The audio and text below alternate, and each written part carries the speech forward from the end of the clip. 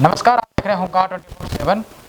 देवली विधानसभा के तिगड़ी वार्ड में हम लोग मौजूद हैं और एससी मोर्चा से जिला उपाध्यक्ष और भाजपा नेता राजेश रोजोरा जी हमारे साथ मौजूद हैं और इनसे आज कुछ राजनीतिक मुद्दों के लेकर आज हम चर्चा करने का प्रयास करेंगे।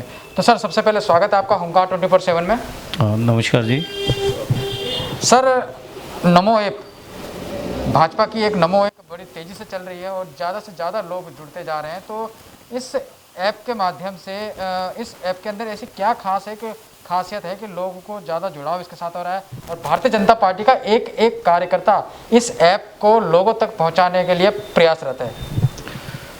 देखिए, नमो ऐप का जो हम लोगों को जोड़ रहे हैं, नमो ऐप इसलिए जोड़ रहे हैं कि जो भी मोदी जी योजनाएं लेके आते हैं, केंद्र सरकार योजना लेके आती है या हमारी राज्य सरकार जितनी भी योजनाएं लेकर के आ रही है, वो लोगों को नहीं पहुंच पाता। सस्ता बढ़िया प्रचार का कह सकते हैं हम कि लोगों को इसके बारे में पता लगे। केंद्र सरकार ने उज्ज्वला योजना लेकर के आई है, लोगों को पता ही नहीं चल पाता कि उज्ज्वला योजना क्या है। जो गरीब परिवार जिनके पास गैस का सिलेंडर नहीं है, राशन कार्ड है और उनको बेचारों को अब तक गैस का सिलेंडर नहीं मिला है, वो लोग मोदी जी के माध्यम से गरीब परिवारों को फ्री में उनका कनेक्शन दिया जा रहा है गैस के। स्वयं निधि योजना एमसीडी द्वारा, जो कोविड के कारण कोई सब्जी लगाने वाला व्यक्ति, फल फ्रूट लगाने वाला व्यक्ति मोची का काम कर रहा है या लिफाफे बना रहा है, उस आदमी को पैसे की ज़रूरत है और वो अपना काम नहीं खोल पा रहा है,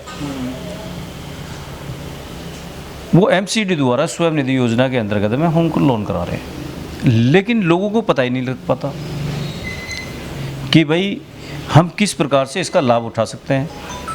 तो ये नमो ऐप के द्वारा जितनी भी केंद्र की योजनाएं हैं वो जन जन तक पहुँचे, इस माध्यम से हम लोगों के घरों में जा कर के ऐप को डाउनलोड करवा रहे हैं। मोदी जी के जितनी भी योजनाएं हैं जो उसमें आती हैं वो लोगों को पता लगे। ये सबसे सरल, बिना पैसे का, हर आदमी इसको डाउनलोड करे और उसके बारे में जान सके कि हम उसका किस तरीके से लाभ उठा सकते हैं। इसलिए हम ये नमो ऐप लोगों में घर घर में जा कर के इसको डाउनलोड करवा रहे हैं। सर, बीते कुछ दिनों पहले आप लोगों की जन आशीर्वाद यात्रा पूरे दक्षिणी दिल्ली लोकसभा में निकाली गई। बदरपुर से इसकी शुरुआत की गई और पालम में इसका समापन किया गया। और कहीं ना कहीं एक सवाल भारतीय जनता पार्टी के लोगों के ऊपर, भारतीय जनता पार्टी के मंत्रियों के ऊपर उठना शुरू हो गया कि अब चुनाव का समय नज़दीक आ रहा है तो भारतीय जनता पार्टी अपने मंत्रियों को लोगों के बीच में भेज रही है। इससे पहले भी चुनाव के समय में अपने मंत्री आप लोगों ने भेजे थे। तो इस तरीके की आवाज़ें आ रही हैं और क्या कुछ कहना चाहेंगे और इस यात्रा के दौरान क्या कुछ देखने को मिला? देखिए, विपक्ष का काम तो है आरोप लगाना, उनको हजम ही नहीं होता कि केंद्र सरकार काम कर रही है और विपक्ष आरोप प्रत्यारोप की राजनीति करता है। जन आशीर्वाद यात्रा का जो मेन मकसद था वो यही था कि जितनी भी हम योजनाएं लोगों के बीच में ले करके आ रहे हैं और लोग जिस तरीके से घरों में से निकल करके केंद्रीय मंत्री सांसद रमेश दुड़ी जी का घरों से निकल करके किस प्रकार से स्वागत कर रहे हैं आप देखते। और मैं आपको वीडियो भेजूँगा कि अपनी मर्जी से लोग घरों से निकल रहे हैं, महिलाएं निकल रही हैं कि भाई मोदी जी ने इतना अच्छा काम किया उज्ज्वला योजना के अंदर और गरीबों के लिए फ्री राशन की जो व्यवस्था की है कोविड के कारण, दिवाली तक के लिए फ्री राशन मुफ्त दिया जा रहा है। जो लोगों को लाभ पहुँचा, चाहे वो राशन वितरण का काम हो, उज्ज्वला योजना, स्वयं निधि योजना है, इस प्रकार के जितने भी लाभ लोगों ने उठाए हैं वो घरों में से निकल के लोगों ने, क्या नाम है, केंद्रीय मंत्री जी का और सांसद श्री रमेश दुड़िया जी का स्वागत किया है। आपने देखा और वो ये आरोप प्रत्यारोप की तो राजनीति करते रहेंगे जी। सर, भारतीय जनता पार्टी की जो पकड़ है, जो पहुँच है, कहीं ना कहीं स्लम्स इलाकों में, कैंप झुग्गी बस्तियों में भाजपा कहीं ना कहीं मार खाती हुई नज़र आ रही है और आम आदमी पार्टी वहाँ मजबूत हो रही है। हम आपकी ही वार्ड की अगर बात करें तो तिगड़ी जो आपका वार्ड है, अभी यहाँ पे आसपास दो कैंप हैं। इन कैंप में कहीं ना कहीं भारतीय जनता पार्टी को मजबूत होना है, इसके लिए आप लोग क्या तैयारी कर रहे हैं, क्योंकि कहीं ना कहीं वहाँ पे आम आदमी मजबूत है। देखो, कोविड के अंदर जो भारतीय जनता पार्टी ने इतना बढ़िया काम किया है, स्लम के अंदर जा कर के, झुग्गी बस्ती में जा कर के घर घर में उनको राशन प्रोवाइड कराया है, राशन दिया है। पूरा बीजेपी का कार्यकर्ता एकजुट होकर के उन परिवारों को संभाला है जिन परिवारों में खाने की व्यवस्था नहीं थी।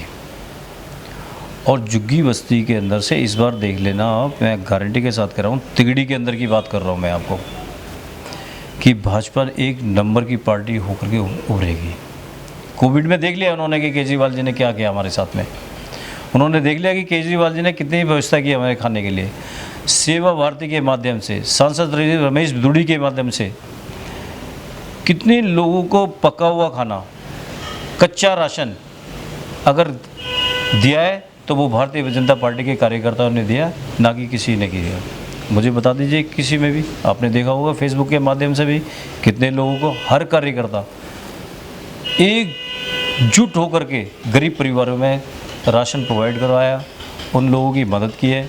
और पूरे 6 महीने तक ये कार्यक्रम चला हमारा, एक दिन कार्यक्रम नहीं चला जी, पूरे 6 महीने तक कार्यक्रम चलाया हमने, घर घर में राशन पहुंचाया।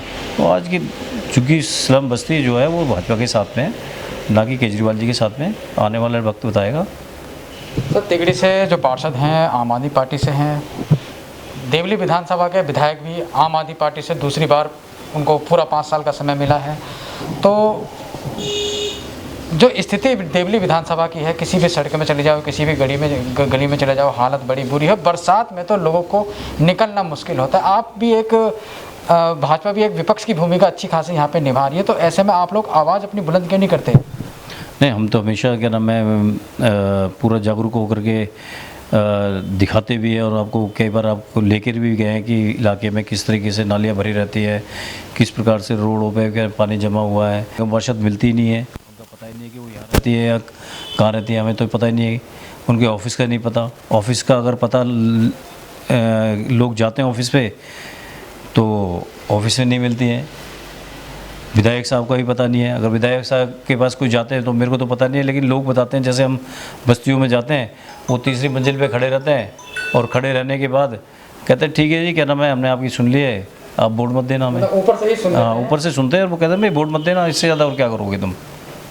तो बस वो तो इनका ये है जी, क्या नाम है, उनको आज 5 साल के लिए पूरी सत्ता तो मिली हुई है, 5 साल पर भी बताएगी। सर, निगम के चुनाव नज़दीक आ रहे हैं, आम आदमी पार्टी बड़ी मजबूती के साथ आप लोगों की, यानी कि भाजपा की विफलताओं को और अपनी काबिलियत को और अपनी जो जन कल्याणकारी उनकी योजनाएं हैं, जो उन्होंने काम किया है जनता के लिए, जन जन तक पहुंचाने का काम कर रहे हैं। तो नहीं लगता आने वाले समय में 2022 में कहीं ना कहीं आम आदमी पार्टी एक सबसे बड़ी चुनौती आपके लिए साबित होगी, और हो सकता है कहीं ना कहीं एमसीडी में आम आदमी पार्टी आ जाए? मैं आपको बता दूँ, मुंगेरी लाल के हसीन शब्द ने, एमसीडी ने जितना बढ़िया काम किया दिल्ली के अंदर और कर रही है, देवली जी, इन दोनों वार्डों में आप जाकर के देख लें कि किस प्रकार से सफाई व्यवस्था का काम किया जा रहा है।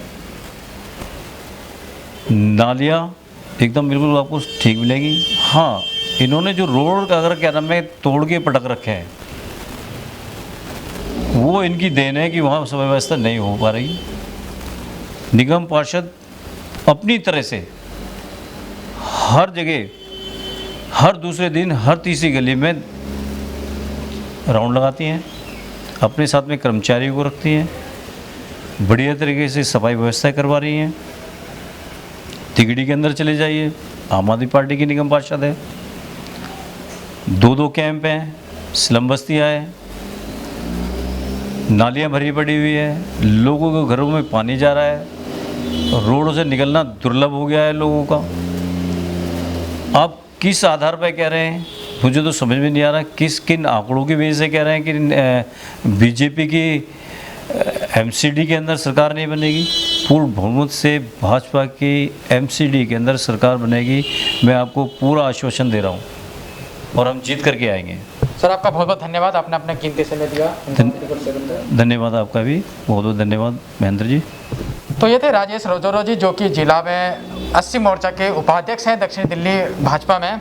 तो इनके मुताबिक आम आदमी पार्टी कहीं ना कहीं नाकाम, कहीं ना कहीं विफल होती हुई नज़र आ रही है। जो वादे आम आदमी पार्टी ने किए थे उन वादों पर खरी नहीं उतर पा रही, ऐसा इनका मानना है, ऐसा इनका कहना। साथ ही जिस तरह से एमसीडी को लेकर घमासान चल रहा है, एमसीडी में 2022 चुनाव को लेकर घमासान बीजेपी और आम आदमी पार्टी में चल रहा है, कहीं ना कहीं आम आदमी पार्टी अपने को मजबूत बता रही है। तो वहीं राजेश रोजोरा का कहना यही है कि 15 साल से हमारी सरकार जो है एमसीडी के अंदर है और आने वाले समय में 2022 भी हम एमसीडी को जीतने वाले हैं। अपने शहर की लेटेस्ट खबरों के लिए चैनल को सब्सक्राइब करें और बेल आइकन को दबाएं।